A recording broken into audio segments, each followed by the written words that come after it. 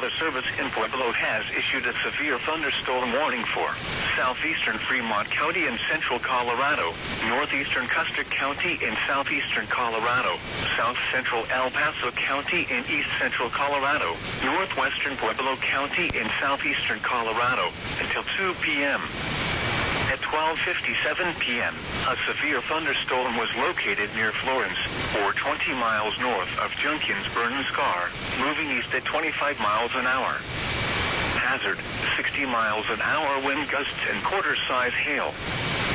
Source, radar indicated. Impact, hail damage to vehicles is expected. Expect wind damage to roads, siding, and trees. The storm has a history of producing 1-inch hail as it moved over Canyon City. Locations impacted include Pueblo, Florence, Pueblo Reservoir, Penrose, Pueblo West, Pinyon, Canyon City, and Wetmore. For your protection, move to an interior room on the lowest floor of a building. Torrential rainfall is occurring with this storm and may lead to flash flooding. Do not drive your vehicle through flooded roadways.